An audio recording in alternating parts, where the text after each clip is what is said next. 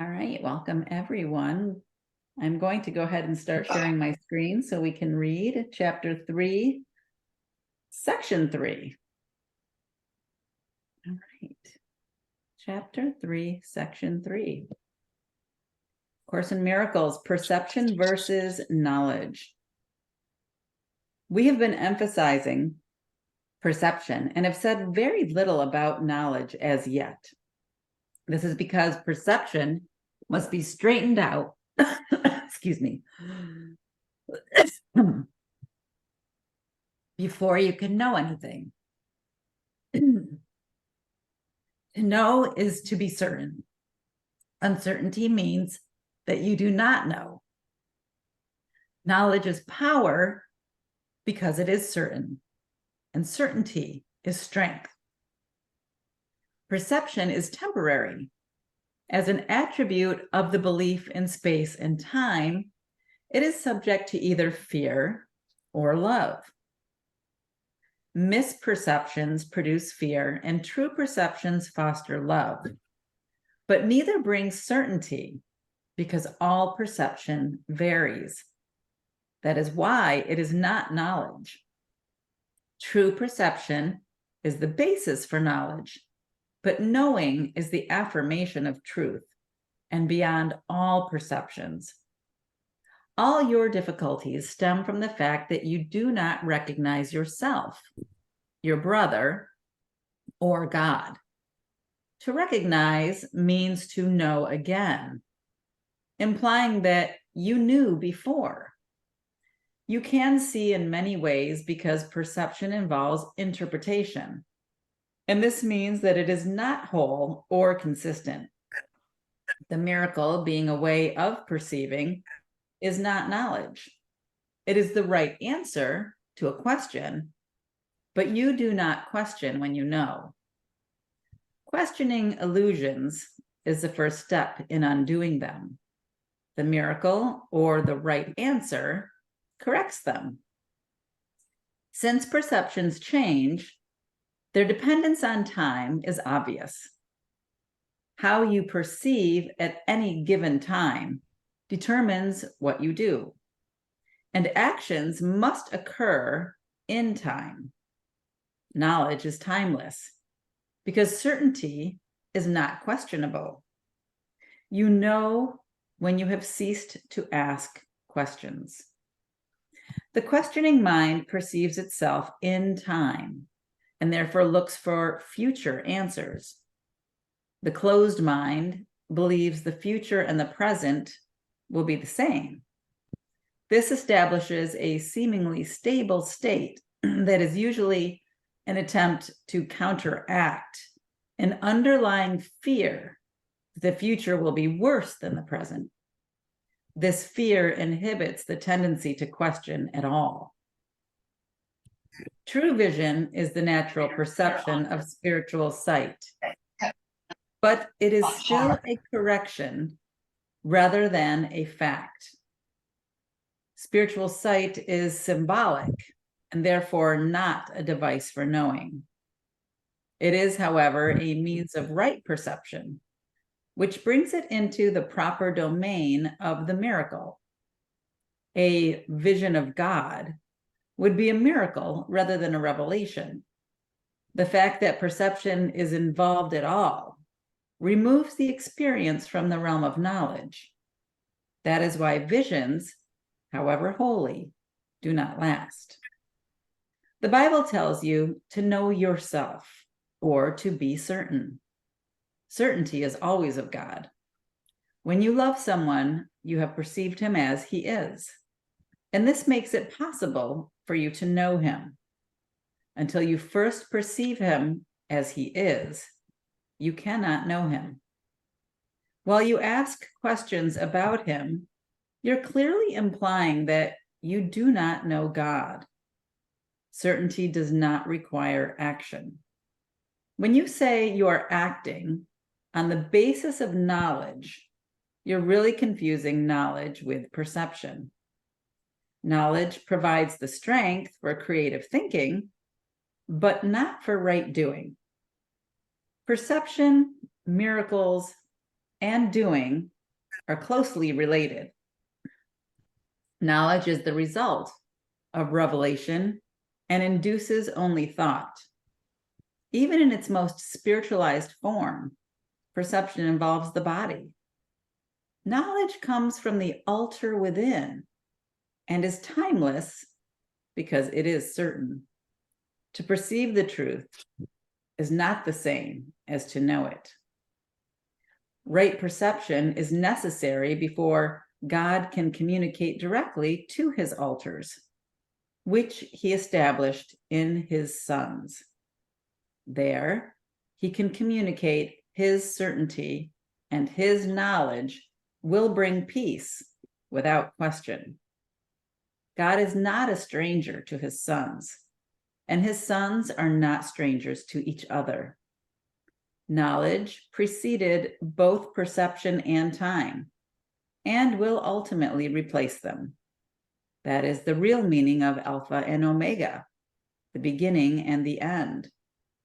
And before Abraham was I am. Perception can and must be stabilized, but knowledge is stable. Fear God and keep his commandments becomes know God and accept his certainty. If you attack error in another, you will hurt yourself. You cannot know your brother when you attack him. Attack is always made upon a stranger. You are making him a stranger by misperceiving him, and so you cannot know him. It is because you have made him a stranger that you are afraid of him. Perceive him correctly so that you can know him. There are no strangers in God's creation. To create as he created, you can create only what you know, and therefore accept as yours. God knows his children with perfect certainty. He created them by knowing them. He recognizes them perfectly. When they do not recognize each other, they do not recognize him.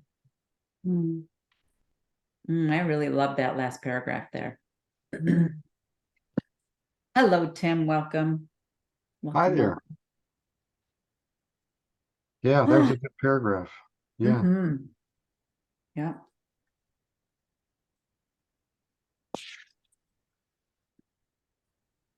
Yeah, we've recently been in a situation where we got upset with a friend, and it's like we knew we're working the course at the moment. We're working it quite intensely. You know, we are meeting every day and dissecting the lessons. You know, and of course today's lesson for us is the review, but it starts with we're not a victim of the world we see, you know, which and it reminded us like a sledgehammer of how when we work with people that we find life brings us, you know, this curriculum infiltrates our entire life, and we get exactly the experiences that we need in order to help to supplement the course material. Anyway, yeah. So we were upset with somebody, and we knew that the reasons that we were feeling hurt weren't true, because we believe what this course says, because we know from experience, you know, we know that we're not upset for the reason we think. We know that, you know, we are, our unloving thoughts are showing us an unloving world, and it's starting with us, and we know all of that stuff. But it was like, yes, but they did this, you know. and just very, and knowing that we need to let go of that, but it's like, how do we do that? You know, I mean, in the end, we talked. And of course, when we talked to them, we realized that we had missed that. What does it say here? You know, we didn't know. We did not know what they did was not what they did. It was what we perceived them to have done. And actually, when we talked to them, we found that it's not what they did at all, from their perspective. They're misperceiving. Yeah. just misperceiving. We hope. Yeah, we hope we can learn. You know, do you ever have that feeling of like, how many times do we have to be shown this? Yeah. Oh, we're getting some identification there, Tim. Yeah. My laughter betrays me. 10,000 times. God, whatever. It's almost if embarrassment were true, I would be fully embarrassed. You have to let go of that. Great. Yeah. Yeah. And you know, I find too that it, you know, it keeps coming over and over and over and over again until we get it, right? And it comes in different forms, but it's all the same lesson. Mm, Yeah. it is. It really is. Yeah, and the different forms can confuse me, us, certainly.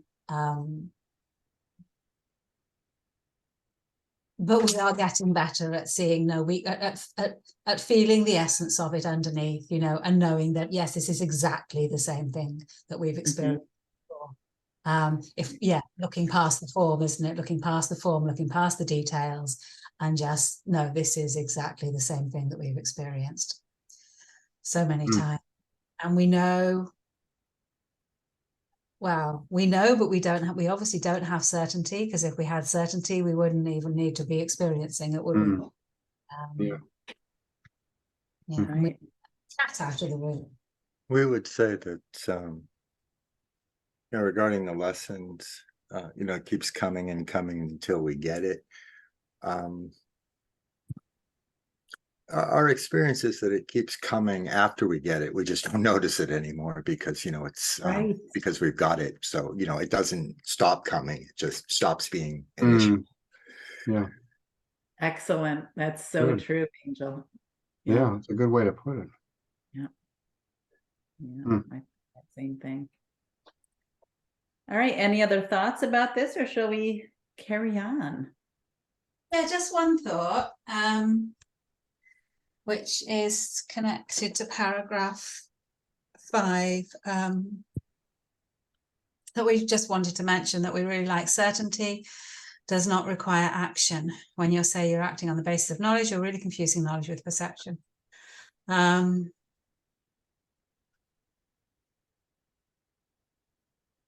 We really liked that, and we'll see if we can say why. But we used to talk about these things on Facebook. We don't really do it anymore. But very often people would say, "But if that's true, then that would mean that you would be doing this, and this, you know."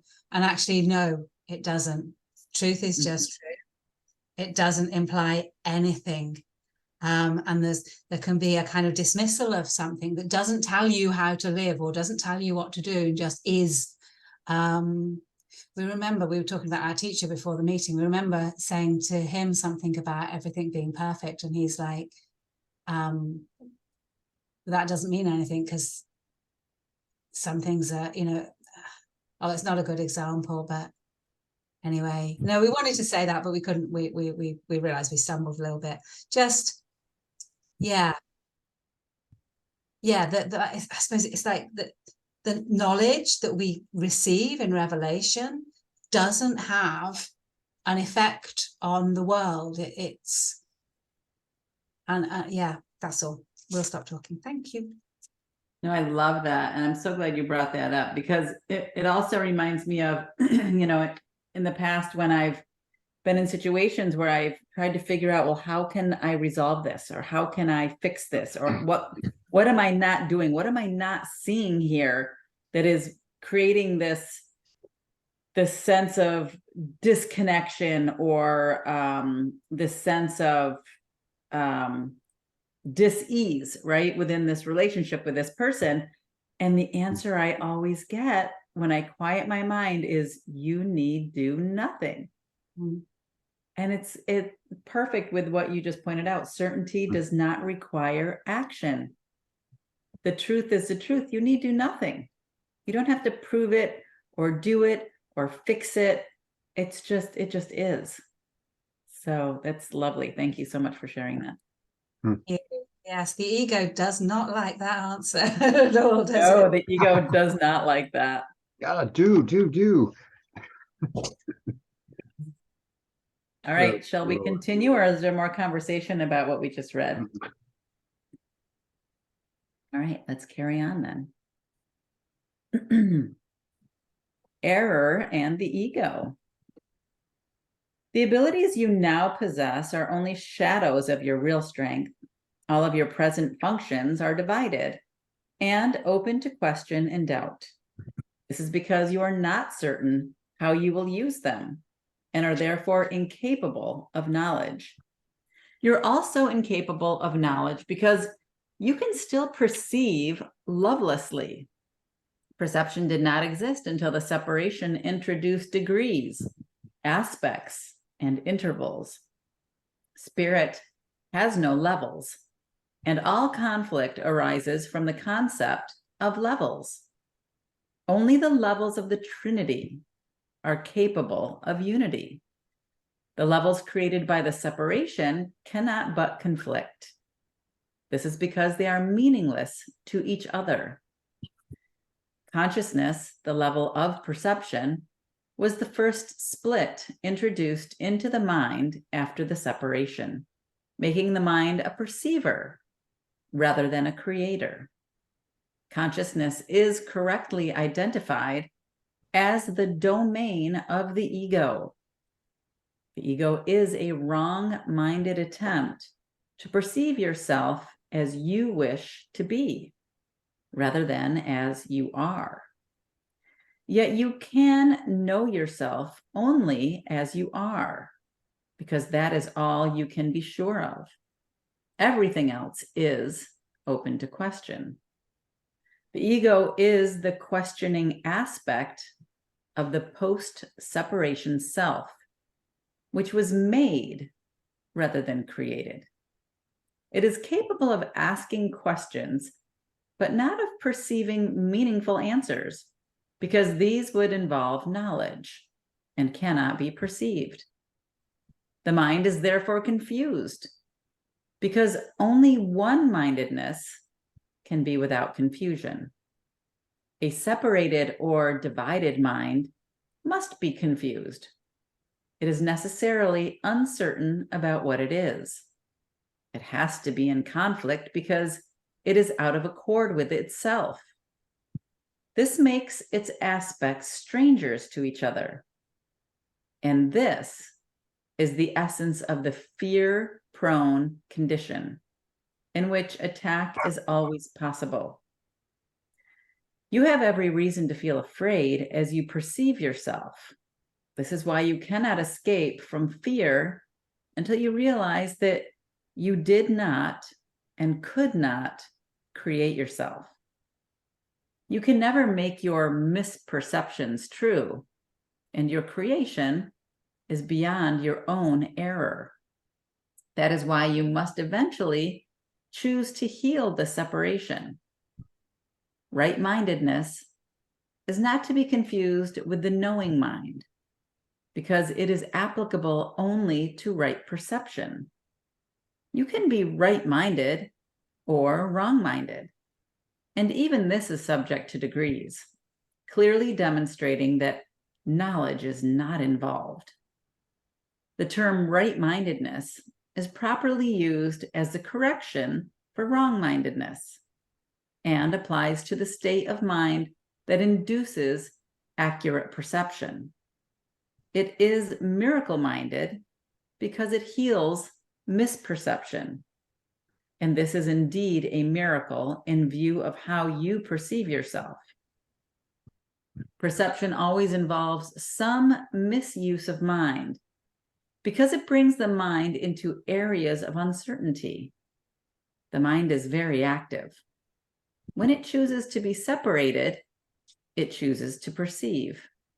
Until then, it wills only to know. Afterwards, it can only choose ambiguously. And the only way out of ambiguity is clear perception. The mind returns to its proper function only when it wills to know. This places it in the service of spirit, where perception is changed. The mind chooses to divide itself when it chooses to make its own levels. But it could not entirely separate itself from spirit, because it is from spirit that it derives its whole power to make or create. Even in miscreation, the mind is affirming its source, or it would merely cease to be. This is impossible, because the mind belongs to spirit, which God created, and which is therefore eternal. The ability to perceive made the body possible, because you must perceive something and with something.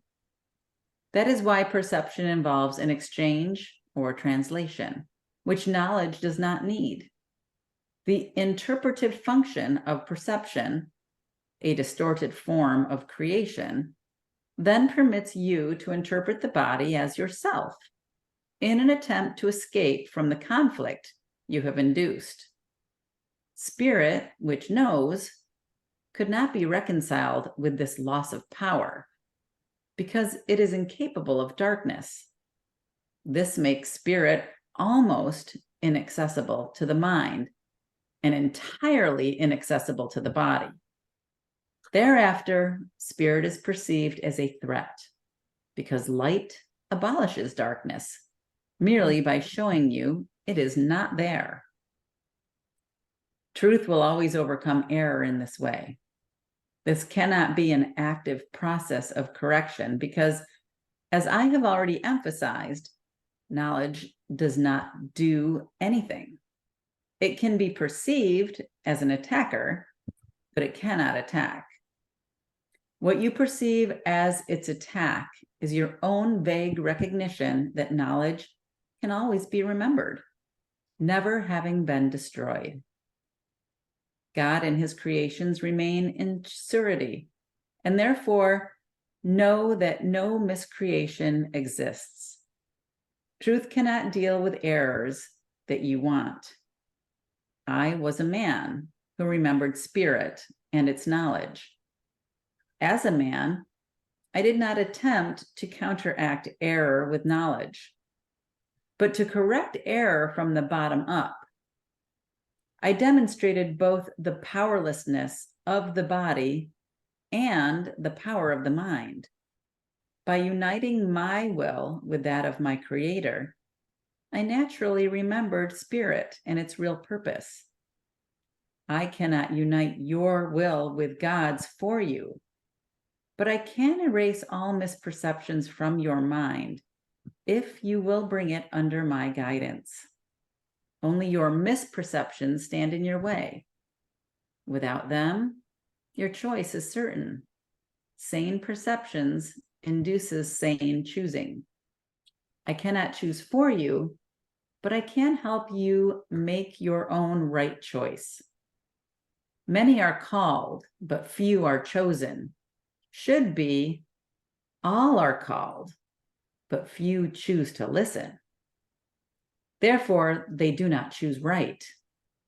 The chosen ones are merely those who choose right sooner.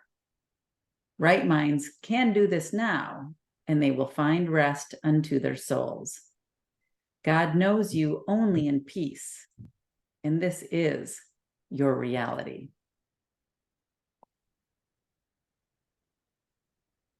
Okay.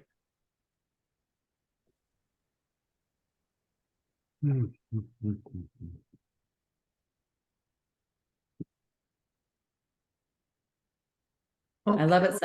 Oh, go ahead, Angel. Oh, by all means, you go ahead. We're just, I didn't really have much to say other than to sum it up and say, I love how the course sometimes just gets right to it. You know? Yeah. well, we were looking at 3:1 and wondering if someone would like to speak to the difference between made and created. They are synonyms in the English language, so, just. Yeah. So according to A Course in Miracles, creating is part of your natural, your natural use of your true self, because you were created, right? So when you're in your right mind, I guess that would be more of creating within the perceptual realm versus making, which would be where the ego would be involved. And that would be making the false. And you are not getting that from that sentence, independent of other information. Is that correct? Let me get the sentence exactly. Which one are you referring to? Again, 3-1. 3-1. We're 3-1. just wondering if it's your past experience with the course, or having looked words up in the past that made this make sense, or if sense can be made of it just the way it is. The ego is the questioning aspect of the post-separation self, which was made rather than created. Yes. Does that make sense to you? Well, based on the information that you gave, but the information you gave looked like it came from, maybe you had looked the words up. No, I actually didn't. I was going to look them up right now. Right, or going through the course in the past and having, reconciled what this means to you. But we were looking at it just like that, and it was like, yeah, made is I mean, we realized that they were talking about different levels, but to us it was not clear why they were associating the word made with one and created with something different. But it's all right, it's all good. We're just kind of wondering, yeah, anyway, we've got the answer to that question. Thank you. Do you want me to share from the glossary? Because that might make more sense. No, we're good with that. Okay. Thank you. But actually 4-3,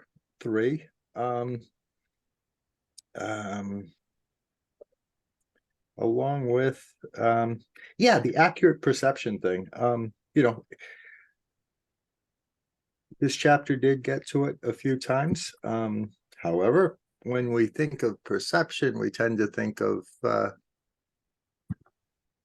well, they're talking about the difference between perception and knowledge, right? Perception is filled with error. So, accurate perception seems to almost be, after reading this, accurate perception almost seems to be like, military intelligence or something else that, two words that don't go together, right? So right, exactly. I think because levels can only exist within the realm of the ego, right? That, I guess that would be accurate perception, would be part of the level, right? That's still within the illusion. That there's wrong-mindedness and right-mindedness, which is still part of the levels of perception. But with 5-1, perception always involves some misuse of mind, which is what exactly it came to. It's like two sentences after accurate perception says that perception is always misuse of mind. So it's like, okay, what would accurate look like under that? After that. So yeah, that's why. Yeah. I guess for me, when I'm reading this, anything that's not capitalized, I just assume is still all part of the illusion, right? So accurate perception is still part of the illusion, which is still meaningless. Yeah. Right? Because nothing's capitalized, so it has nothing to do with the truth. Yeah, but when they use pronouns for Jesus, they're using lowercase as well. And so, that was like, so yeah, that's where the pause came, right? Because, yeah, anyway. But yes, thank you anyway for speaking to that. Yeah, it does get tricky and confusing. I'm with you. And I think too, also what I found with any kind of spiritual teaching, right? In the end, it's just you and the one mind, right? So you can try to, granularly go through this and pick out the innuendos of all of it, which is, I think, part of the ego mind still trying to be like, but what's right? I want to know, and then in the end, it's like, truth is the truth. And it all is in here. And, even the course says, forget this course at some point, because I think you can just get so bogged down with trying to figure it out. Yeah, we Yeah, well, go ahead. well, we do think this distinction between creating and making is important, though, and it does come up a lot. Slightly inconsistency in places, but we were just thinking, we were sure we talked about this the last time we met, and like in 3:2:3, it speaks about, I have said that only what God creates, or what you create with the same will, has any real existence. That's not the bit we were looking for, but we certainly think that in some part of what we have already read, it talks about the fact that what is created is real. What is created is eternal, unchanging. Mm. And what is made is temporary. What is made is part of the perception, part of the illusion.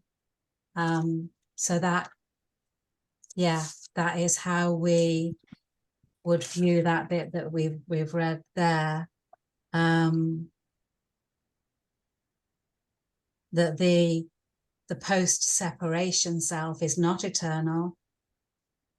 The ego is not eternal. It is not real. It was made. The spirit, you know, whatever. Yeah, spirit was created, or we were created, but our egos were made. That's all.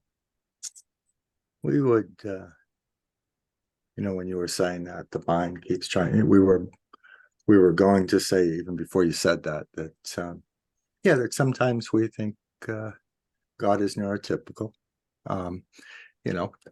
or at least realizes that they are speaking to majority neurotypical folks. However, some of the questions for us, because of the autism, we think in pictures, and then we translate those pictures in real time when we have conversations. We translate those pictures into words. And likewise, when we read the words, we turn them into pictures. And frequently, just because of the material, we miss about 25% of the words that we are not able to translate in real time while we're going through it. And so 25% of these words are missing, and you can see the difficulty. Nothing can be threatened. Nothing exists. Lies the piece. We need to know what those missing words are, because everything changes context. And until we have a picture to put in our head. And so it Right. does create questions, not so much just to involve the mind in thinking about what it just said, because it's more about trying to figure out what was just said, because Right. we aren't able to translate it yet. And that's all. We're just trying to translate it so we know what it says. But anyway, Sure. we have spoken to God about being ableist already today. So, we're good. That's great. It's interesting you say that about pictures too, because my mind oftentimes translates Course in Miracles into pictures. And I see things in a way, that is symbolic rather than with words. And that helps me to understand the Course as well. Yeah, because it's just one context, isn't it? This course, it's not the truth. It's just one story about the truth that we can read, and it may awaken in us the remembrance of the truth which lies within us without words or form. We just want to say we adore we adore the last line but one of paragraph 3. You can never make your misperceptions true, and your creation is beyond your own error. That we just find that whole concept so immensely reassuring. That, it's like the ego's whole job is like, yeah, we've got to create the best person we can. We've got to be the best person. We've got to be better. We've got to change. We've got to do this. We've got to do that. We've got to, and there's such a relief. Right at the end of paragraph 3:10. Okay, we're looking. There you go. Thank you. Yeah. Or we need to nothing, because we already are, and all we need to do is something else, and and we don't even need to stop trying to be somebody to do something else. We don't even need to do that, That's the ego again, isn't it? It's like we say, okay, we need to do nothing, so all we need to do is There's Right. nothing. but yeah, we love that. And yeah, and the other bit we really love is a 7-2, I think it is. Truth cannot deal with errors that you want. That's, we were sharing before the meeting. Oh, maybe Yeah. we were sharing anyway about being upset with a friend. And it's like, yeah, as long as we know that it's not true, we know this story about our friend isn't true, but and even though it's causing us pain, we don't want to, it's like we don't want to give it over to truth, because for some reason or other we want to keep it until we're ready to let it go. And that, yeah, Yeah, what was the, yeah, it reminds me of the word absolve. You know, if you have a priest who, you know, you confess to and all that, and they, well, I absolve you of these sins. Well, yeah, he can easily do that because it never existed. So, you know, I mean, he's just there as a reminder, yeah. you know, that you're really perfect and you've just taken this wrong road in the woods. You got lost. It's like he's just giving you permission Yeah. to, yeah, giving you permission to forgive Yeah. yourself. Yeah. Yeah, that's whatever. We had a teacher way back 40 something years ago used to say, and it would confuse us for the longest time. He would say, there's no difference between going to church, kicking a dog, and killing someone. Mm. And I was like, whoa, that's a long, it's a big one. But, you know, I finally understand that it's only destruction within this temporary creation that's we're seeing this creation starting to fall apart through our intense hurricanes, which we went through the edge of this last one here, by the way. Oh, And yeah, that's right. you know, Yeah. it's if you get swallowed up in that craziness, that drama, you know, which I do, we all do, then you're lost. And we have to get back to what it's saying here. I'm not going to pick out a line because it's all the same, but you know you know what's saying. It's truth is true. Only the truth is true. And we try to take that sometimes if we're not in that pure state, and we try to justify something, you know, whatever that is, a picture of a person that's just not true. It's again limiting. So anyway. Thank you. You shared that before about that teacher. What's the first thing? It's kicking a dog and killing somebody. What's the first thing? He was like Going to going to church. church, Oh, going to kicking, church. Brilliant. like Yeah. going to church, kicking a dog, and killing someone are all the same thing. They all exist. What he meant was they all exist in this world of creation, and they were born of, you know, wrong thought, misperceptions of ourselves. Yeah. We understand it, and we think now that you've shared it twice, we might remember it. We like it. Yeah, it's pretty dramatic. We like it. But that kind of exemplifies what we were sort of saying before about that, what people would say when, so you say something like that to so many people and they will be horrified. Oh yeah. Oh And they'll be yeah. like, they would say things like, but that means you could just like go and kill somebody. That means you could just do Yeah. this and this. And it's like, yeah. There's a chance they'll look at you as a crazy person when you Yeah. say something like that. You'll get on a list. What was that, Terry?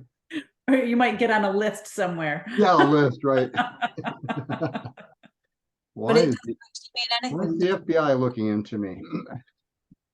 Doesn't mean anything except forgiveness. All it means is that there's no need to fear Yeah.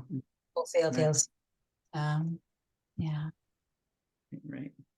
What's helped me was, and I've shared it so many times, was about 50 years ago with a friend. I experienced, you know, I would say it was probably a very close to a state of revelation, if not. And if I can get into the place where I can humble my ego, shut it up enough to allow that consciousness to clear things away, all the debris goes, and then there's just that. So, why do I keep going back into the cesspool? Well, there's all that beauty, that's a question for all of us. Why do we keep separating and dividing and trying to conquer and justify and on and on and on? And it's the nature of this world. Everything about this world is a separation. And I think too, it mentioned that in our last reading is that it's a choice, right? It's And only a choice. if Yeah. we're not vigilant of our mind wandering, and we just allow Yeah. our mind to run willy-nilly wherever it wants to go, then we're a product of our vigilance or lack of. Yes, I agree very much, Terry. So I will beat myself with that feather. Well, I think too, the part that's interesting is the more you try to disengage the ego, the more engaging you are of the ego, because you're focusing on it. It's a complete paradox. You can't even focus on it. It's like you have to just be in this other, it's like love or fear. You can't go into fear and try to control it. You just have to choose love. Yeah, exactly. Right? Yeah, an example that happened this morning, it's with my wife. I've tried to be careful, wearing a mask. I have a little cold, you can probably tell.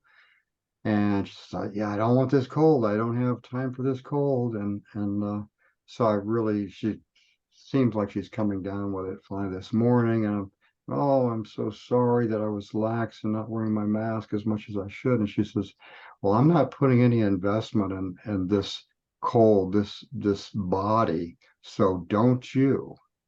And I said, okay.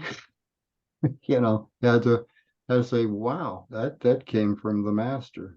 So anyway, so I'm blessed to have somebody that I can connect with there and not have to, step on fear about breaking eggshells, so to speak.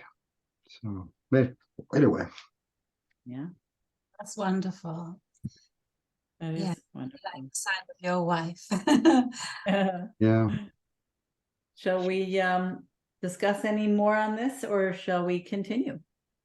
Okay. So, in relation to what Tim said about the choosing love and fear, and that is that it always stuns us how we forget what it feels like to be at peace. When we're not there, we forget how wonderful it is, and how joyful and happy and serene we can be. And we're oh, but we're really, we think there's something there in the staircase to hell. We think there's something for us, and we just completely forget that peace is worth having, or worth remembering, whatever you want to put it. Anyway, that's all. Thank you. That's well said. Thank you. Thank you for sharing that. Yeah. All right, let's keep going. We are on Where are we? beyond perception. I have said that the abilities you possess are only shadows of your real strength, and that perception, which is inherently judgmental, was introduced only after the separation. No one has been sure of anything since. I have also made it clear that the resurrection was the means for the return to knowledge, which was accomplished by the union of my will with the Father's. We can now establish a distinction that will clarify some of our subsequent statements. Since the separation, the words create and make have become confused. When you make something, you do so out of a specific sense of lack or need.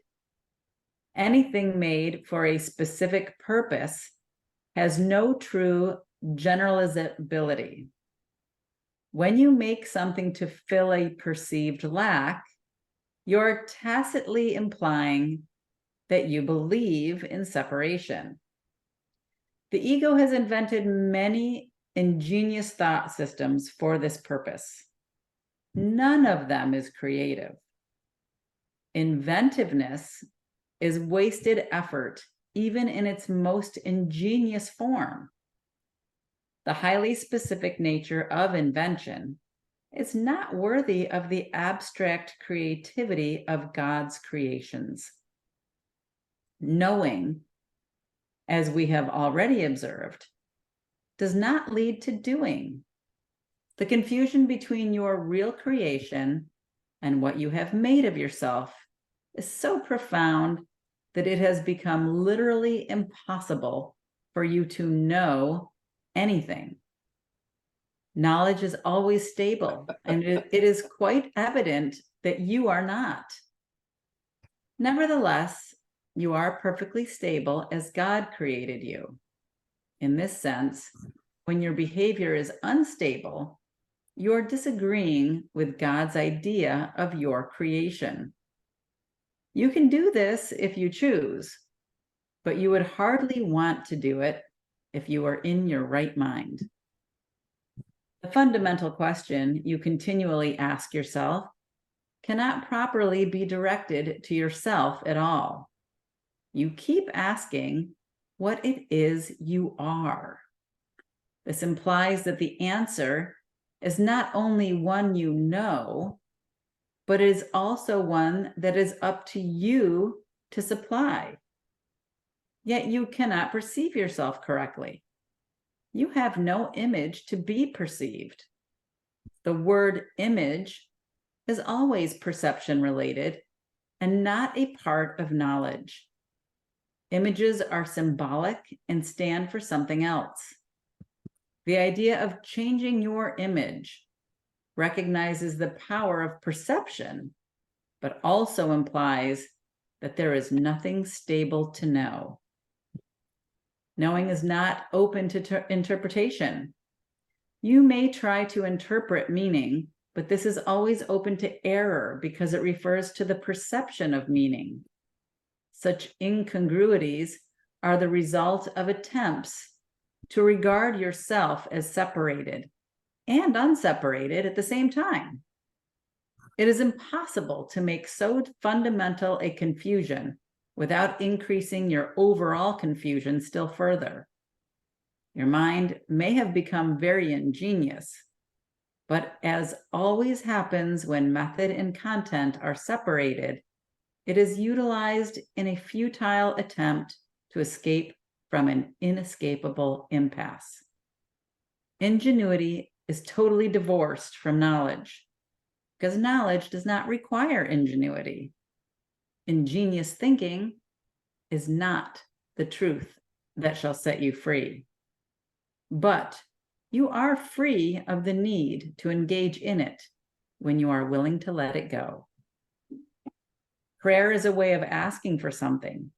It is the medium of miracles, but the only meaningful prayer is for forgiveness, because those who have been forgiven have everything.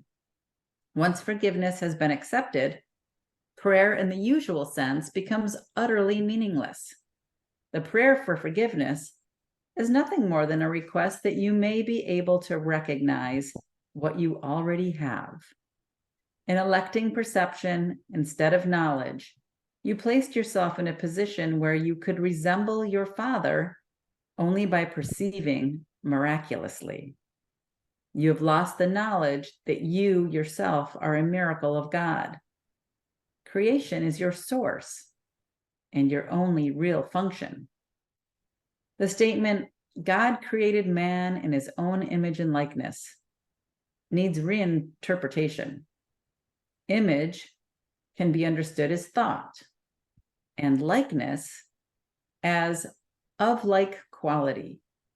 God did create spirit in his own thought and of a quality like to his own. There is nothing else. Perception, on the other hand, is impossible without a belief in more and less. At every level, it involves selectivity. Perception is a continual process of accepting and rejecting, organizing and reorganizing, shifting and changing. Evaluation is an essential part of perception because judgments are necessary in order to select. What happens to perceptions if there are no judgments and nothing but perfect equality? Perception becomes impossible. Truth can only be known. All of it is equally true, and knowing any part of it is to know all of it. Only perception involves partial awareness.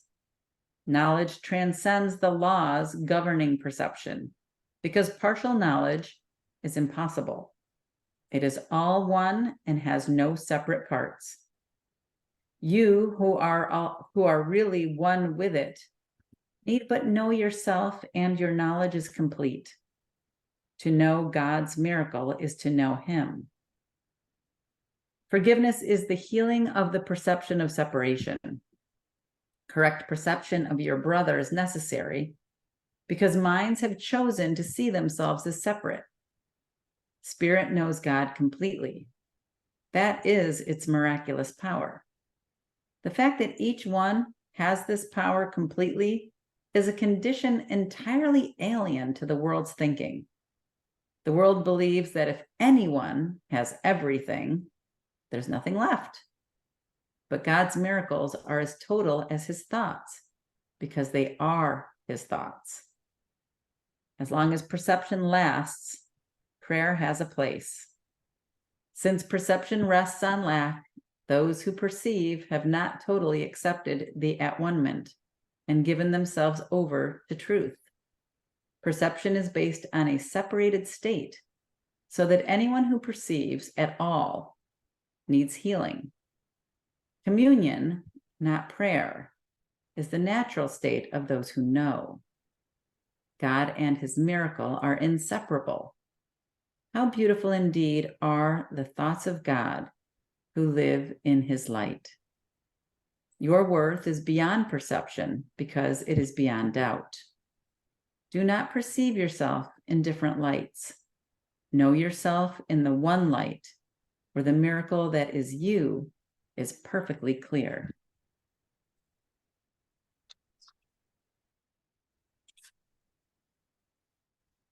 Well, that was a lot. Boy.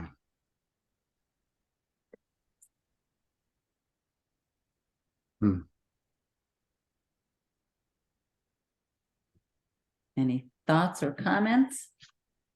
I just thought he was, well, he always is, but I think I was less in my ego and more in my spirit when you're reading that, and the clarity, the way he puts it together, and oh wow, I words fail. It's there, so ah, what a blessing that these books were given to Helen Schuckman and Bill Thetford and disseminated, and Dr. Wapnick came in, and Judy Scutch and so forth, and now millions happen. So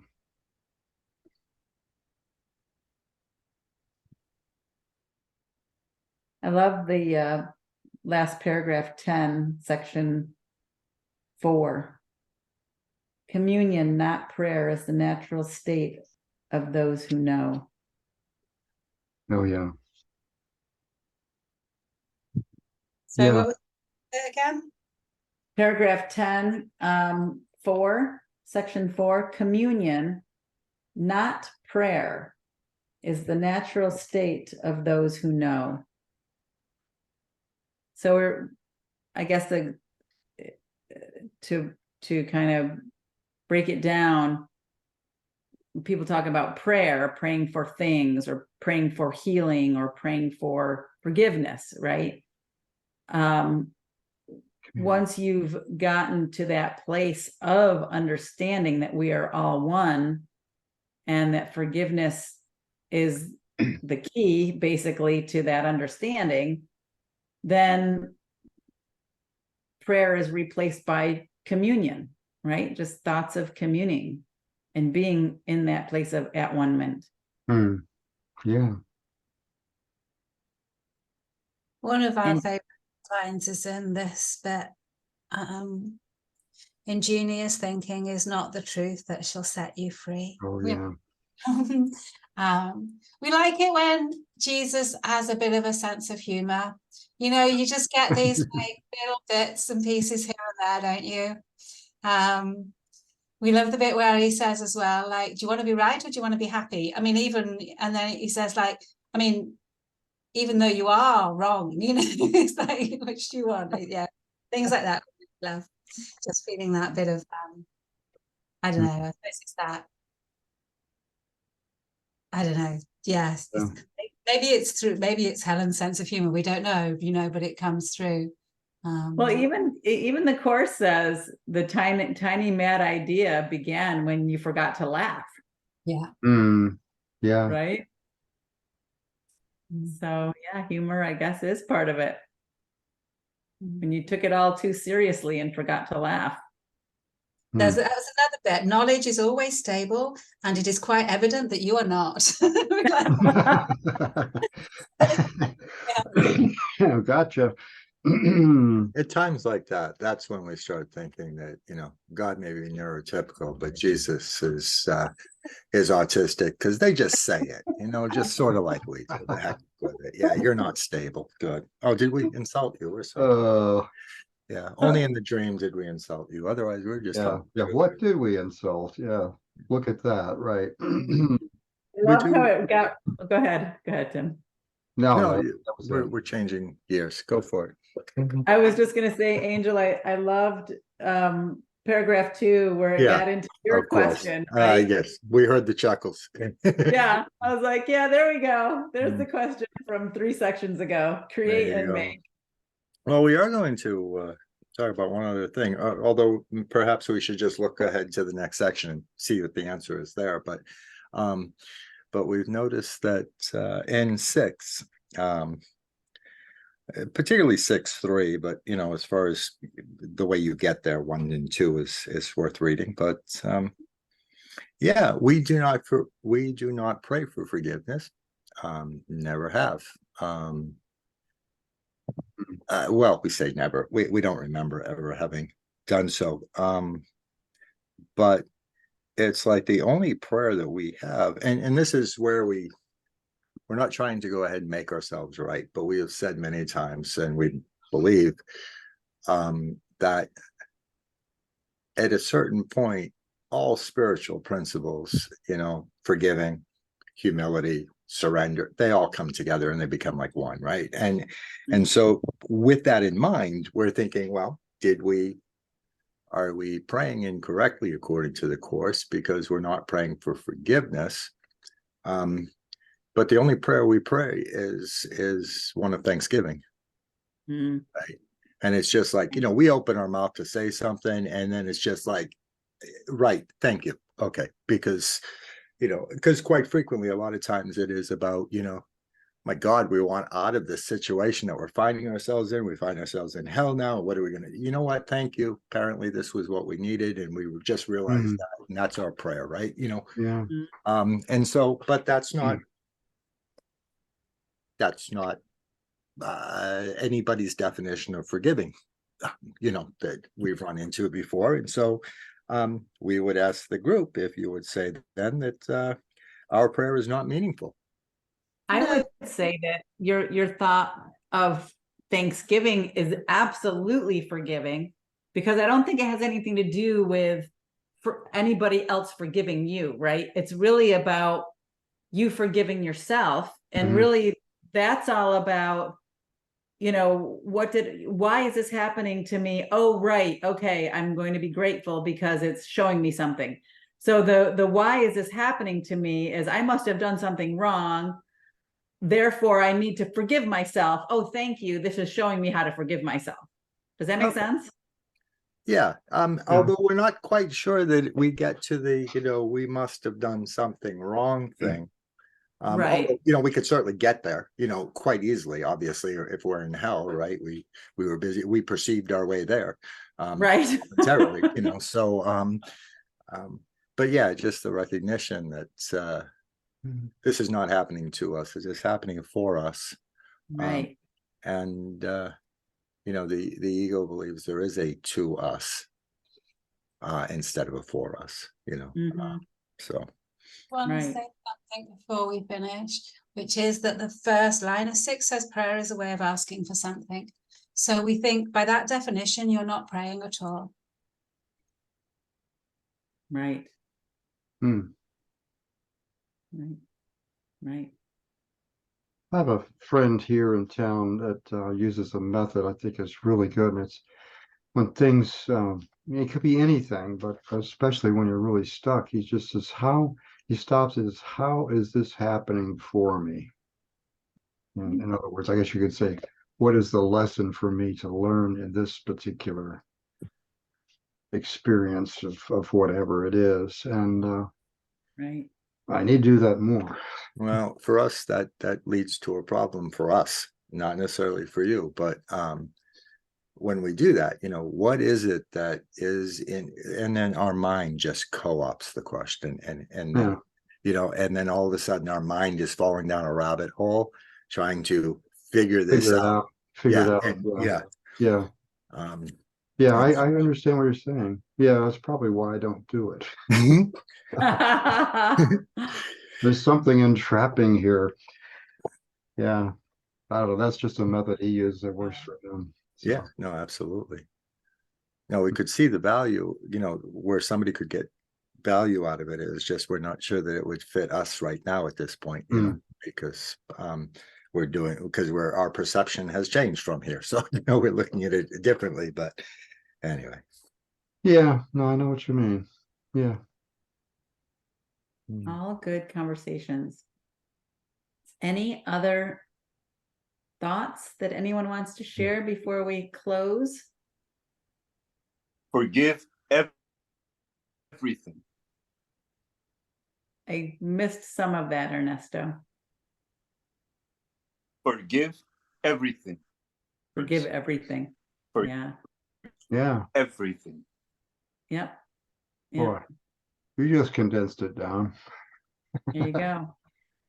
Thank There you. go. Well, Because you're it's forgiving always yourself. a pleasure. Because you forgive yeah. doing so. Well, I just Always wrote a that one in the pleasure book. to be here with all of you. I will be here next Monday, and for 2 Mondays after that, then I'm gone to Costa Rica for a week. But Wow. next 2 weeks I'll be here. So Wow. I will see you all in a week, hopefully. Thank you for sharing and joining. It's such a pleasure, really, to have all of your spirits here, and communing with all of you really just gives me so much joy. So thank you. Oh, same here. Thank you so much, everyone.